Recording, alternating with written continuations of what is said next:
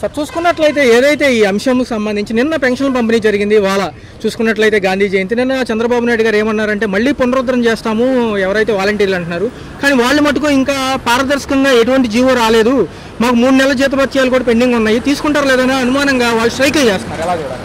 పెన్షన్లు ఇవ్వడం అయితే మంచిదే, అది ఎందుకంటే అవసరమైన వాళ్ళకి అందేది. అయితే వాళ్ళది జాగ్రత్తగా స్క్రూటినీ చేయాలి, ఆధార్ లింకప్ చేసి ఈ పెన్షన్ తీసుకునే వాళ్ళు అసలు ఏమేం చేస్తున్నారు, ఎట్లా నిత్యావసరాలు ఖర్చు పెడుతున్నారు చూస్తే, వాళ్ళు సద్వినియోగం చేస్తున్నారు దుర్వినియోగం చేస్తున్నారు చూసి అలా ఫిల్టర్ చేసుకుని పెన్షన్ ఇస్తే అది ఇంకా చాలా మంచిది, సరైన వాళ్ళకి అది అందుతుంది. సార్ చూసుకున్నట్లయితే వాలంటీర్కి సంబంధించి మళ్ళీ పునరాలోచన ఎలా ఉండబోతుందంట? వాలంటీర్లు చాలా మందికి ఉపయోగపడ్డారు కరోనా టైంలో అని ప్రజల అభిప్రాయం. అయితే ఇప్పుడు వాలంటీర్ లేకుండా కూడా మరి పెన్షన్లు ఇవ్వగలమని వీళ్ళే చెప్పారు. మరి పని చేయగలుగుతున్నప్పుడు మరి మళ్ళీ వాలంటీర్లు పెట్టుకోవడం దేనికి అనేది ఒకసారి వాళ్ళు ఆలోచన చేయాలి. వాళ్ళకి ఇచ్చే జీతాలు ఎక్కడి నుంచి వస్తాయి, దాని తగ్గట్టు పని చేయగలమా లేదా వాళ్ళు కాకుండా ఉన్న వాళ్ళకే ఇప్పుడు గవర్నమెంట్ ఎంప్లాయీస్ జీతాలే దాదాపు ప్రతి నెలకి 10,000 కోట్లు ఎంత అవుతాయి. సో మరి ఆ జీతాలతో వీళ్ళు చేస్తే కరెక్ట్ గా పనిచేస్తే సరిపోతుంది అనేది ఒకసారి వాళ్ళు పునరాలోచన చేయడం చాలా మంచిది. సార్ చూసుకున్నట్లయితే విశాఖ ఉక్కు పరిశ్రమకు సంబంధించి ప్రైవేటీకరణ దశలో ఉంది, చూసుకున్నట్లయితే కాపాడమని వాళ్ళు అడుగుతున్నారు. మళ్ళీ పునరుద్ధరణ పనులు చేసుకుని మేము మళ్ళీ స్టాక్ కానివ్వండి మళ్ళీ ప్లాంట్ని పూర్వ వైభవం తీసుకొస్తామంటున్నారు, కానీ శైలిలో విలీనం చేస్తామంటున్నారు, కాంట్రాక్ట్ ఉద్యోగులు తీసేస్తున్నారు. అటు సైడ్ ఉన్న పెద్ద సంస్థ అదొకటే అంటున్నారు. పెద్ద సంస్థ అయితే ఇదే శైలిలో విలీనానికి ప్రయత్నాలు చేశామని చెప్పారు, కానీ దాంట్లో కూడా మళ్ళీ లోటుపాట్లు ఉన్నాయి, సర్ది చూడాలన్నారు.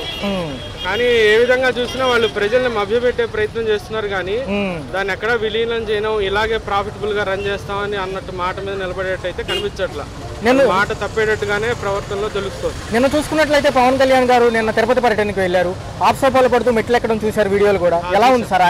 ప్రాయశ్చిత్తం ఏం చేసుకుంటున్నారా, ఎవరు చేస్తున్నారు? ఇప్పుడు ప్రాయశ్చిత్తం అంటే ఫస్ట్ ఇప్పుడు ఒక స్టేట్మెంట్ ఇచ్చే ముందరే అసలు ఆ లైన్ ఆఫ్ వర్క్ లో ఎవరెవరు ఉన్నారో వాళ్ళందరి మీద యాక్షన్ తీసుకోవాలి. ఇప్పుడు కల్తీ జరిగిందన్నప్పుడు ఫస్ట్ ఎవరికి తెలుస్తుంది, అక్కడ టెస్ట్ చేసి ల్యాబ్ లో ఉన్న వాళ్ళందరికీ, ఆ సైంటిస్ట్ లో రీసెర్చ్ వాళ్ళు ఎవరో వాళ్ళందరికీ తెలుస్తుంది. వాళ్ళందరికీ తెలిసాక రోజు అది సప్లై చేసే వర్కర్స్ కి, ప్రసాదం కలిపే ఎంప్లాయీస్ కి తెలుస్తుంది. వాళ్ళందరి మీద ఎటువంటి లైన్ ఆఫ్ వర్క్ ఫోర్స్ లో ఏ యాక్షన్ తీసుకోకుండా జస్ట్ స్టేట్మెంట్ డిక్లేర్ చేసి ప్రజల మనోభావాలు దెబ్బతీయడం అయితే కరెక్ట్ కాదు. నేను చూసుకున్నట్లయితే సుప్రీంకోర్టు ధర్మాసనం కూడా ఏమందంటే పారదర్శకంగా లేదు, ఎక్కడ ప్రూఫ్లు లేవంటున్నారు, అవి సబ్మిట్ చేసి మాట్లాడమంటున్నారు. 17 జూలై జరిగితే ఇంతకాలం ఏం చేశారు? కేంద్రంలో ఉన్నటువంటి సుబ్రహ్మణ్య స్వామి గారు కూడా అదే బిల్ పెట్టారు, పబ్లిక్ ఇంట్రెస్ట్ లిటిగేషన్ అని.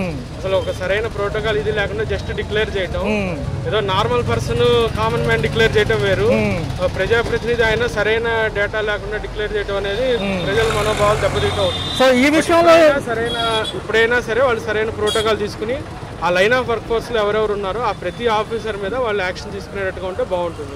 ఈ విషయంలో ఏదైతే ఉందో కొంత వెసులుబాటు మాజీ ముఖ్యమంత్రికి దొరికిందంటారా జగన్మోహన్ రెడ్డికి? అది చెప్పలేమండి, సరైన సాక్ష్యాధారాలు ఎవిడెన్స్ లేకుండా అది ఎవరు కామెంట్ చేయలేరు. నిన్న తిరుపతి పర్యటనలో గ్యాదర్ చేసి మాట్లాడారు. నిన్న తిరుపతి పర్యటనలో ఎవరైతే ఈయన వెళ్ళినప్పుడు డిక్లరేషన్ తన కూతురుకు తీసుకున్నానని పవన్ కళ్యాణ్ గారు అంటున్నారు, అన్ని మతస్థురాలు కాబట్టి. ఎలా చూడాలి సార్? మరి ఆయన సనాతన ధర్మం ఉన్నప్పుడు ఆ విధంగా ఆలోచన అయితే కరెక్ట్ కాదు. అది ఒకసారి లోతుగా వాళ్ళే అధ్యయనం చేసుకోవాలి. సనాతన ధర్మం అంటే ఇప్పుడు ప్రెజెంట్ పరిస్థితుల్లో ఎలా ఉంది, దానికి మనం ఎటువంటి యాక్షన్స్ తీసుకుంటే అది నిలబడుతుంది అనేది ఒకసారి వాళ్ళు ఒక టీం వర్క్ గా చేయాలి. కానీ ఏదో రాడికల్ థాట్స్ లో జనాల్లో వెంటనే భావోద్వేగాలు, సెన్సిటివ్ ఇష్యూస్ పట్టుకునేట్టుగా అయితే చేయకూడదని నా ఉద్దేశం. సార్ నూతన మద్యం పాలసీ తీసుకొస్తున్నారు, గత మద్యం పాలసీల గురించి చూశారు, ఎలా ఉండబోతుంది? అంటే ఏదైతే పాపం ఇప్పుడు తీసుకొచ్చిన పాలసీలు అమలు అయితే మద్యపానం తగ్గిద్దంటారు, పెరిగిద్దంటారు? ఇప్పుడు మద్యం పాలసీ అయితే మార్చాలండి. నేను అమెరికాలో 9 ఏళ్ళు ఉన్నా, ఇక్కడ హాయిగా అక్కడికక్కడ లిక్కర్ స్టోర్స్ ఉంటాయి, ఎవరికి నచ్చినట్టు వాళ్ళు ఎంప్లాయీస్ డైలీ వర్కర్స్ వాళ్ళు రిలాక్సేషన్ కోసం తీసుకుంటారు. అదైతే ప్రైవేటీకరణ, అసలు ప్రభుత్వం దాంట్లో పెత్తనమే తలకాయ నొప్పి. ఆ ప్రైవేటీకరణలోనే సరైన పాలసీ తీసుకొచ్చి ఆ ట్యాక్సెస్ ప్రభుత్వానికి ఆదాయం వచ్చేట్టుగా చూసుకోవడం సులువైన మార్గం అనేది నా అభిప్రాయం. చూసుకున్నట్లయితే నిన్న లడ్డూ విషయం సుప్రీంకోర్టులో తేలింది, చూసుకున్నట్లయితే 3వ తారీఖు వాయిదా వేశారు, పారదర్శకంగా అన్ని సబ్మిట్ చేయమంటున్నారు. కేంద్ర మంత్రి పురంధేశ్వర్ గారు ఏమన్నారంటే సీఎం గారి గురించి న్యాయస్థానాల్లో న్యాయవాదులు మాట్లాడడానికి వీల్లేదు అంటున్నారు, చట్టం ముందు అందరూ సమానలే అని జనం అంటున్నారు. అలా సిట్ అంటే ఏంటి? రాష్ట్ర గవర్నమెంట్ పెద్దలే కదా, ముఖ్యమంత్రి రాజులో జరిగేదే కదా. నీకు నువ్వు ఎంక్వైరీ చేసుకొని నీకు నువ్వు జడ్జిమెంట్ ఇస్తే ఎలా తెలియద్ది? సిబిఐకి పంపించాలి. లడ్డు గురించి మీ రాద్ధాంతం ఏంటి? మీ రాద్ధాంతం ఏంటి? గుళ్ళో దేవుడు లేడా? దేవుడు కాపాడాలని చెప్పి అందరూ వెళ్తుంటే దేవుడు లడ్డుకే లక్ష్యం లేకపోతే ఇంక సామాన్య ప్రజలను ఎవరు కాపాడాలి? రాజకీయ నాయకులు మీరు కాపాడతారా? దేవుడు ఉన్నట్టే లేనట్టా? చూసుకున్నట్లయితే ఏదైతే దళితులు ఉన్నారో మొన్న అంబేద్కర్ బ్యానర్ చింపారని రఘురామ కృష్ణరాజు గారి పైన ఫైర్ అవుతున్నారు, ఎందుకు చింపారంటారు సార్? అసలు ఏంటి? అసలు ఏం లేదండి, అంబేద్కర్ గారిని మొక్కుతారు, దేవుడు అంటారు, వెనకాల అంబేద్కర్ భావజాలని తొక్కేస్తున్నారు. రఘురామకృష్ణరాజు ఒక మతోన్మాది. ఇప్పుడు ప్రస్తుతం ఉన్న వీళ్ళు వెనకాలంతా బీజేపీ గవర్నమెంట్ ఉంది. ఈ బీజేపీ గవర్నమెంట్ ఏం చేస్తుంది, వీళ్ళ భుజాల మీద తుపాకీ పెట్టి ఇక్కడ సామాన్యులను కాలుస్తుంది. ఇట్లానే కొనసాగింది అనుకోండి. గతంలో జరిగింది మనకి కలకత్తా, పశ్చిమ బెంగాల్. ఈ మధ్య మళ్ళీ దీనికి వచ్చేసింది. మొన్నటిదాకా మణిపూర్లో జరిగినాయి గొడవలు. ఇది ఇప్పుడు మొన్నటిదాకా తెలంగాణలో జరిగినాయి. నిదానంగా ఆంధ్రలో కూడా వచ్చినాయి. మతం కులం నువ్వు విభజించు పాలించు అనేది ఇప్పుడే కాదండి. మన ధర్మశాస్త్రము సనాతన ధర్మం పెరుగుతూ సాగుతున్నాయి. ఇవన్నీ మనుషుల్ని విడదీశారు. ఇదే అంశంపై చూసుకున్నట్లయితే నేను బాప్టిస్ట్ని అన్న పవన్ కళ్యాణ్ గారు రేపు తిరుపతి పర్యటన వెళ్ళబోతున్నారు. ఆయన కూడా డిక్లరేషన్ ఇస్తారా? అధికారంలో ఉన్నారండి, అధికారంలో ఉన్నాడు, ఏమైనా చేస్తాడు. ఇప్పుడు మతం ఈరోజు నాది మతం ఉందండి, క్రైస్తవ మతం పాటించి చూస్తున్నాను. మతం మారకూడదు, రాజ్యాంగంలో ఏమైనా ఉందా? మతం ఎప్పుడు ఏ రోజైనా సరే మతం మారచ్చు. కులం అంశం చూసుకుంటే పాపం మొన్న ఎవరైతే మాజీ ముఖ్యమంత్రి గారు వెళ్ళదలుచుకున్నారు, సెక్షన్ 30 నోటీసులు వచ్చి మత విద్వేషాలు రెచ్చగొడుతున్నారు, మీరు రావద్దు, బీజేపీ మంత్రులందరూ కూడా మిమ్మల్ని ప్రొటెస్ట్ చేస్తున్నారన్నారు. ఆయన ఆఖరి నిమిషంలో తప్పుకోవడం జరిగింది. మరి చూసుకున్నట్లయితే ఆయన కూడా డిక్లరేషన్ ఇవ్వాల్సిందే అన్నారు. మరి ఈ అంశాలన్నీ చూస్తే ఏం చేస్తున్నారు సార్? మీరు ప్రజల సమస్యలు తీరుస్తారా, లడ్డూ విషయం పట్టుకునే వేలాడతారా? ఇప్పుడు ఇది మత విద్వేషాలని ప్రజల సమస్యగా మార్చి ప్రజల నెత్తి మీద బలవంతంగా రుద్దారు. ఇది ఎవరికి కావాలి? తెల్లాలేస్తే వాడి పని ఆడు చేసుకోవాలి. సాయంత్రంకి వచ్చేప్పటికల్లా వాడు తిండి కుటుంబాన్ని పోషించుకోవాలి. ఏదైనా మతం మీద భక్తి ఉందనుకోండి, వాడి ఇంట్లో దండం పెట్టుకుంటాడు. 6 నెలలకో సంవత్సరంలో ఏదో మొక్కు పిలుచుకుంటే గుడికి వెళ్తాడు. మతాలతో రాజకీయానికి సంబంధం ఏంటండి? మతము రాజకీయం రెండు దొంగలు. మతం అవసరమైనప్పుడు రాజకీయం ఎంటర్ అయింది, రాజకీయానికి అవసరమైనప్పుడు మతం ఎంటర్ పెడుతున్నారు. రాజకీయ మతం రెండు ఒకటి కాదు, మన సెక్యులర్ దేశం. అలా ప్రవర్తించాలి. అంతేగాని ఈ మతాలు కులాలు ఇవన్నీ మతమో కులమో రెండు మూఢనమ్మకాలే. బ్రాహ్మణులకి మూల పురుషుడు వశిష్ఠుడు అంటాడు. వశిష్ఠుడు ఎవరు? దేవవేశ్య ఊర్వశి వాళ్ళ కొడుకు. ఊర్వశి ఎవరు? దేవవేశ్యమ్మ. దేవవేశ్య ఇంద్రుడి దగ్గర రాజనర్తకి వేసికి పుట్టినోడు బ్రాహ్మణుడు అని చెప్పుకుంటాడు. మరి వీళ్ళు బ్రాహ్మణులంతా కుల ప్రాతిపదికన ఎక్కడుందండి? మనం కొంచెం మీరు రాసుకున్న పురాణాల కథలు అవన్నీ, ఆ కట్టుకథలను మీరు రాసుకున్న వాటిని మీరు పరిశీలించండి, చూడండి, వాటిని తిరగేయండి.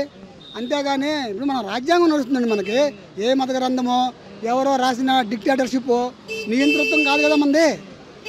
చూసుకున్నట్లయితే ఈ అంశాలన్నీ పక్కన పెట్టి ప్రజల సమస్యలపైన ఫోకస్ చేస్తే బాగుంటుంది అంటున్నారు. సూపర్ 6 అసలు ఏమైపోయిందో తెలియదు అంటున్నారు. రెండో పరంగా చూసుకున్నట్లయితే విజయవాడ నష్టపరిహార బాధితులకు అందించింది కంటి తుడుపు చర్య అంటున్నారు. కొంతమందికి ఇచ్చి ఉంటారు, ఒకళ్ళకి ఇస్తారు, 11 మందిని రాసుకుంటారు. ఇంక సూపర్ 6ని డైవర్ట్ చేయడానికే ఈ లడ్డూలు కానీ ఇంక ఈ వ్యవహారాలన్నీ కానీ ఇంకంతకు మించి సామాన్యులకు జరుగుతుంది ఏమైతే కనిపించట్లేదు.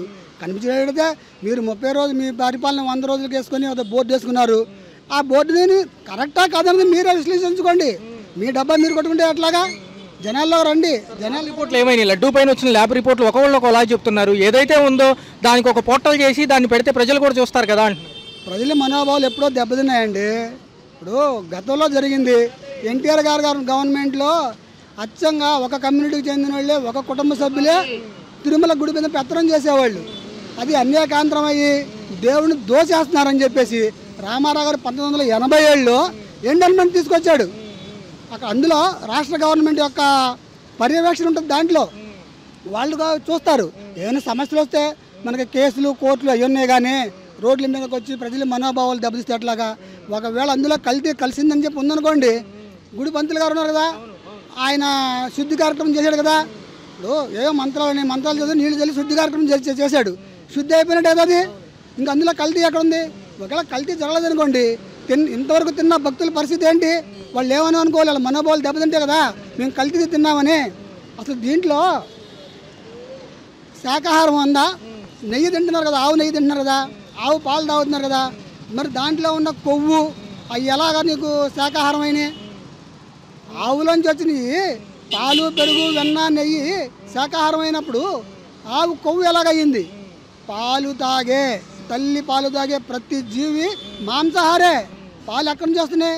ఎర్రని రక్తం, చీము, బాడీలో ఉండే మజ్జ, కండరాలు, వీటన్నిటి నుంచి కదా వచ్చేది. కొంచెం సైన్స్. మరొక అంశంకి వెళ్తే కనుక రేపటి నుంచి కూడా కొత్త నూతన మద్యం పాలసీ అంటున్నారు. మద్యం రూపుమాపే దిశగా ఏ ప్రభుత్వాలు పనిచేయట్లేదని జనం అంటున్నారు. చూసుకున్నట్లయితే దీపావళి నుంచి 3 గ్యాస్ సిలిండర్ పథకం అంటున్నారు. సూపర్ 6లో భాగంగా మహిళలకు వెసులుబాటేనంటారా? అది కంటి తుడుపు చర్యగానే అయిపోతుంది. చూద్దాం, ఇంకా అనలేదు కదా, మొదలుపెట్టిన తర్వాత దాన్ని చేద్దాం. కానీ ముందుగా మనం ఏం చెప్పగలము? ఈ ఉమ్మడి కూటమి ప్రభుత్వం ఇది మంచి ప్రభుత్వం అని స్టిక్కర్లు అతికిస్తున్నారు. ప్రజాభిప్రాయ సేకరణ చేస్తామంటున్నారు. మొన్న 6 రోజులు ఈ నష్టపరిహారం అందించడంలోనే సరిపోయింది. అసలు మీరేమనుకుంటున్నారు సార్ మీ పర్సనల్? జనాల్లో రావాలి, ప్రజాప్రమణ చేస్తున్నారు, చేయనివ్వండి. ఆ తెలుగు జనాభా ఎలా చెప్తే అలానే ఫాలో అవుతారు. ఇప్పుడు న్యాయం అనేది జరుగుతుంది, జరిగిందంతా న్యాయం కాదు. అధికారంతో ఉన్నదని న్యాయం అని చెప్పి ఎవరికాళ్ళు ముద్ర వేసుకుంటే సరిపోదు. జనాలు కొంతమంది బయటకు చెప్పలేకపోతారు, కొంతమంది చెప్పేవాళ్ళు ఉంటారు. అది మీరు పరిపాలిస్తున్నారు కదా, మీ అంతరాత్మని మీరు అడగాలి. దేవుడి మీద ప్రమాణం చేస్తారో ఏం చేస్తారో కానీ అది మీరే చూసుకోవాల్సిన బాధ్యత మీకు ఉంది. ప్రజల్లో రావాల్సిన ఇంకేముంది? లడ్డూ విషయం సుప్రీంకోర్టులో తేలింది. చూసుకున్నట్లయితే 3వ తారీఖు వాయిదా వేశారు. పారదర్శకంగా అన్ని సబ్మిట్ చేయమంటున్నారు. కేంద్ర మంత్రి పురంధేశ్వర గారు ఏమన్నారంటే సీఎం గారి గురించి మనలో న్యాయవాదులు మాట్లాడడానికి వీల్లేదు అంటున్నారు. చట్టం ముందు అందరూ సమానలే అని జనం అంటున్నారు. అలా తిరుపతి లడ్డు గురించి చాలా గందరగోళం జరుగుతుంది, చాలా ఆందోళన జరుగుతుంది. అది లేనిపోయింది, ఇది కదిలించుకోవటం తప్ప మరొకటి లేదు. అది మాట్లాడుకొని ఉంటుంది కాముగా జరిగిపోయింది. ఆ 100 రోజుల పరిపాలన 100 రోజులు అంతమైపోయినట్టుగా ఉంది, కానీ ఎక్కడ న్యాయం జరగల. ప్రజలు అల్లాడిపోతున్నారు కలెక్టర్ ఆఫీస్ దగ్గర. మళ్ళీ వాళ్ళు వెళ్ళినోళ్ళని అయ్యా మాకు అన్యాయం జరిగింది, బళ్ళు పోయి ఇళ్ళు మూలిగిపోయి అన్నీ మూలిగిపోయి అక్కడ వెళితే అక్కడ పోలీసులతో ఆయన భయంకరంగా కొట్టెత్తున్నారు. ఎక్కడుందండి న్యాయం? ఏది చూసినా మాజీ ముఖ్యమంత్రికే సంబంధం అంటున్నారు. అసలు మిగతా అంశాల మీద ఫోకస్ చేయట్లేదని ప్రజలు బాధపడతారు. మిగతా విషయాలు ఏంటంటే మరి ఏది ఇప్పుడు కృష్ణానదిలో పడవలు కొట్టుకొచ్చినా జగనే, వరదలో చింగనగరం మొత్తం ఎన్ని మునిగిపోయినా జగనే. ఏది జరిగింది జగన్ మీదే. ఎందుకంటే ఆయన ఒక్కడే కదా, వీళ్ళందరూ తోసేయటం. ఇప్పుడు ఏంటంటే డబ్బు ఉంది, ఏదైనా చేయగలుగుతారు. ఈయన మీద దాడులు, మళ్ళీ వాళ్ళ ప్రభుత్వం మీద దాడులు, ఆయన అంతం చేయడానికి అనేకమైన ప్రయత్నాలు చేస్తున్నారు. జరుగుంటే అధికారులు పైన ఉన్నారు, చూసుకోకుండా ఏం చేస్తారు? ట్యాంకర్లు రావడం, టెస్టుల్లో పాస్ అయిపోతే వెనకవైపు వెళ్ళడం గత ప్రభుత్వాల్లో జరిగే విషయమే అంటున్నారు. దీన్ని ఇంత రాద్ధాంతం చేయడానికి అవసరం ఏముంది సార్? ఏదైనా దాటవేసే చర్యలు అంటారు నష్టపరిహారం ఇచ్చే అంశంలో? ఇది దాటేసే క్రియలు తప్ప మరొకటి లేదు. ఈ అన్నా మాటలు ఒకటి లేదు. మరి ఇన్ని వేల కోట్లు వచ్చినాయి, పైసా లేదన్నారు. బీసింగ్ పౌడర్ జరిపోయింది అంటున్నారు, భోజనాలు జరిపోయింది అంటున్నారు, వాటర్ బాటిల్ జరిపోయినాయి అంటున్నారు, పైసా లేదని చెప్తున్నారు. ఎక్కడుందండి న్యాయం? 6 రోజులుగా చూసుకున్నట్లయితే ఈయన దీక్షలో ఉన్నారు డిప్యూటీ సీఎం పవన్ కళ్యాణ్ గారు. ఎంతసేపటికి దళితుల మీద పడి ఏడుస్తూనే ఉంటున్నారు. రఘురామకృష్ణరాజు గారు బ్యానర్లు చింపేస్తారు. ఉండి నియోజకవర్గానికి అంబేద్కర్ గారు. ఏంటి సార్ ఇదంతా? ఇది ఎర్రబుక్కు పరిపాలన కదా సార్. ఇది అంబేద్కర్ పరిపాలన అయితే అంబేద్కర్ జోలికి వెళ్ళరు. అంబేద్కర్ పరిపాలన కాబట్టి అంబేద్కర్ బొమ్మలు, అంబేద్కర్ విగ్రహాలు పగలగొట్టేస్తారు, అంబేద్కర్ బ్యానర్లు చింపేస్తారు. ఆయన మరి యాక్షను ఏంటంటే అది ఆ మెట్లు గడగటం అయ్యి ప్రజలు ఏం చేస్తున్నారు? ప్రజలు మునిగిపోయారు. వాళ్ళకి ఏం న్యాయం చేయాలని ఆయనకి ఏమి లేదు. ఆయన ఏం పట్టించుకోడు, ఏదో షోయింగ్ చేస్తున్నాడు, సినిమా తీసుకుంటే వెళ్ళిపోతాడు. గారు అన్యమతస్తుడు అయినప్పుడు నేను బాప్టిజం తీసుకున్నారు నేను అన్నారు కదా, నేను డిక్లరేషన్ ఇవ్వాలంటారు. అన్ని మానసులైన ఆయన కాడ మన ఎవరో పీఠపతితో మరి అక్కడ ఆయన కాడ తీసుకున్నాడు కండి. హిందూ మతం తీసుకున్నాడు కదా, మరి హిందువే కదా. మరి 5 సంవత్సరాలు మరి వెంకటేశ్వర గారి స్వామికి మరి పట్టు వస్త్రాలు ఇచ్చినప్పుడు మరి అప్పుడు అడ్డంకా లేదా ఈ బీజేపీ వాళ్ళకి? ఇప్పుడే వచ్చిందా? ఈ బీజేపీ వాళ్ళు ఎలాగ చేసినా కొయ్యి నెయ్యి, ఒక ఆవు నెయ్యి పెట్టినా, ఏ నెయ్యి పెట్టినా హిందూ మతాలకు మేమే ప్రతినిధులు అంటున్నారు బీజేపీ. ఎక్కడ ప్రతినిధి అండి? 30 విగ్రహారాధనలు పడగొట్టేస్తే ఒక బీజేపీ వాడు మాట్లాడాల. మరి ఆ 30 గుడ్లు పడగొట్టేస్తే జగనే కట్టించాడా? మరి విగ్రహార్థడా కృష్ణుడా? మరి దేనికి సంబంధించినడు ఆయన? ప్రభుత్వాల్లో బూట్లు వేసుకుని పూజలకు వెళ్ళిన చంద్రబాబు నాయుడు గారి ఫోటోలు బయటకు వచ్చినాయి. అప్పుడు ఆలయ ధ్వంసాల ఫోటోలు బయటకు వచ్చినాయి. మరి వీటి మీద మాట్లాడలేదు. అవి మాట్లాడరు. ఆయన బూట్లు వేసుకుని వెంకటేశ్వర స్వామి దగ్గరికి వెళ్ళొచ్చు. మన ఈ పవన్ కళ్యాణ్ గారు చెప్పులు వేసుకుని కనకదుర్గ గుడికి వెళ్ళొచ్చు. వీళ్ళు చేయొచ్చు. జగన్ గారు ఏమి లేకోకుండా కాళ్ళు చెప్పులు లేకుండా పాదయాత్ర చేసినా ఈయనే తప్పుడు. 30 నోటీసులు ఇచ్చి అడ్డుకున్నారు. నేను అన్యమతస్తుని అయితే మా నాన్నగారు ఇంతకుముందు పట్టుబట్టలు సమర్పించారండి, దీనికి ఎందుకు ఇంత రాద్ధాంతం చేస్తారు? నిజంగా ఉంటే ల్యాబ్ రిపోర్ట్లో తెలియదు కదా. ల్యాబ్ రిపోర్ట్ ఏదంటే ఏం చెప్పట్లేదు. ఏం చెప్తారండి? ఆయన గతం నుంచి వాళ్ళ తండ్రి గారి కారించి మరి పట్టు వస్త్రాలు ఇస్తున్నారు కదా, ఇవి గుర్తుంటలేదా? ఇవన్నీ మర్చిపోయారా? ఇప్పుడే గుర్తు వచ్చినాయా? తేలద్ది. సుప్రీంకోర్టులో వేశారు కదా, దాని సంగతి ఏంటనేది తేలిద్ది. విజయవాడ నడిబొడ్డులో ఉన్న అంబేద్కర్ బొమ్మ దేన్ని తొలగించడానికి ప్రయత్నించి పేర్లు ఒకటే తొలగించి ఆపారు. ఈ విషయాన్ని చూసుకున్నప్పుడు కూడా వీళ్ళు ఏదో కంటితుడుపు చర్యగా నామకరణంగా ఏదో చెప్పి తప్పించుకున్నారు తప్ప అసలు వీళ్ళకి నిజంగా విశ్వాసం ఉందంటారు దళితులపైన? ఈసారి దళితుల పైన ఎలాంటి విశ్వాసం లేదు. ఎంత ఇబ్బంది పడుతున్నారంటే పథకాలు ఇస్తానన్నాడు, మోసం చేశాడు, ఎన్నో మోసం చేశాడు తప్ప ఏమీ లేదు. దళితుల గురించి, పేదోళ్ళ గురించి, మరి పేదలు అల్లాడిపోతుంటే వాళ్ళకి రైతులు రైతు భరోసా ఇస్తానని అది లేదు, ఏమీ లేదు. సనాతన ధర్మాన్ని నేను కాపాడుతాను, నేను ముందుంటాను అంటున్నారు. విజయవాడ నష్టపరిహారానికి ఎందుకు ఇవ్వలేదు? విజయవాడ నష్టపరిహార బాధితులకి ఏదైతే నష్టపరిహారం కంటి తుడుపు చెరిగానే అందింది, సనాతన ధర్మాన్ని లడ్డు విషయంలో ముందుండే పవన్ కళ్యాణ్ ఈ విషయంలో ఎనమాలు ఎందుకుంటున్నారు? ఆయన ప్రజలకి ఏమందిందా అందలేదా ఏమని అసగట్టుకునేది లేదు. ఆయనకి ఇస్తానికి మళ్ళీ మూడు మినిస్టర్ పదవులు ఇచ్చారు ఆయనకి. ఎందుకు ఉపయోగం ఏముందండి? ప్రజలు ఏమైపోయారు? మీ పథకాలు అందినయా, మళ్ళీ అయితే మిలుగుపోయిన వాళ్ళకి నష్టపరిహారం అందిందా లేదా అని ఎవరి దగ్గర సింగనగరం వచ్చి ఎవరినన్నా కనుక్కోవటం ఉందా? లేకపోతే ఆయన మరి అది ఆయన పిఠాపురంలో ఏమన్నా రైతులు ఏమన్నా అక్కడ వ్యవసాయం అంతా పాడైపోయింది, మరి రైతులకి ఏమైనా అందిందా అనేది కానీ అక్కడ అడుగుతూ ఉన్నదా? ఏంటంటే ఇక్కడికి వచ్చి మెట్లు కడుక్కోవటం తప్ప.